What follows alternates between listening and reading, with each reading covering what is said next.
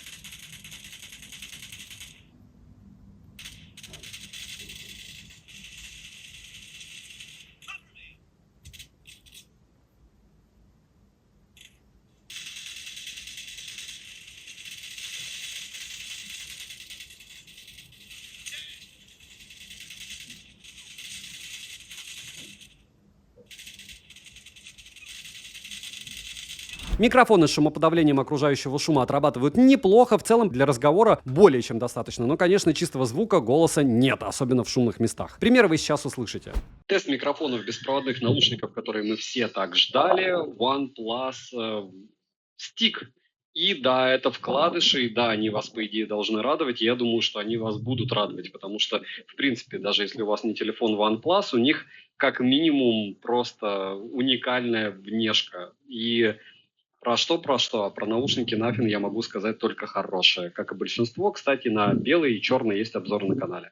Звучание громкости более чем достаточно, разумеется, низких частот здесь по минимуму, середины и высокие частоты звонкие, с хорошей проработкой. Инструментал различим, как мелкие детали в композициях. Напоминаю, что в приложении имеются предустановки и кастомный эквалайзер, на который наушники откликаются отлично. Любителям баса сразу рекомендую включить предустановку больше низких частот, но, конечно же, из-за того, что это вкладыш, они не имеют таких низких частот, как в затычках, если вам просто необходим бас, то данная пара вам не актуальна. Мне лично звучание Nothing и Stick нравится, для прослушивания классической музыки и всего подобного пойдет. Минусы: бокс быстро собирает потертости, нет кодеков высокой четкости, нет беспроводной зарядки бокса, нет мультипоинта, нет режима активного шумоподавления. Напоминаю, что в Huawei FreeBuds 4 данный режим был, и он работал. Точнее, почему был? Он и есть. Цену можете посмотреть по ссылке в описании к видео, она радует, если у вас смартфон Nothing, если вы хотите выделяться и вам не нужны затычки, что я абсолютно бесконечно поддерживаю, потому что вкладыши навсегда, их выпускают очень мало, звучат они всегда хуже по басам, чем затычки, кроме Huawei FreeBuds 4. Делать их сложно, поэтому нужно разгонять рынок. Хорошая эта вещь, вкладыши. Не забудьте подписаться на телеграм-канал взаимопомощи, телеграм-канал скидок и телеграм-канал Пользаграм, где мы постим фото и видео примеров телефонов. Резюмирую. Nothing ES-TIC — интересные беспроводные вкладыши. Выглядят они эпично, функционал обширный, звучание, как для вкладышей, хорошее. Конечно же, можно сказать, что данный тип бокса не новинка, и в целом в них нет ничего суперского за подобный прайс. Но если есть средства, почему бы нет? Nothing делает универсальные девайсы, это факт. Проседают только у них смартфоны почти на 50%, как вы заметили, на Али. Даже больше. Я его покупал за 40 с лишним, а он сейчас стоит 23, 24, 25 на Али во время сейла. Но это тоже не сегодня обсуждать. Приходите на стримы, подписывайтесь на канал с колоколом, пишите в комментах, что еще купить на обзор. Всем, кто оставит любой комментарий больше 5 слов, огромное вам спасибо. Вы помогаете проекту Девайс Суда. Добра и удачи вам, дорогие друзья.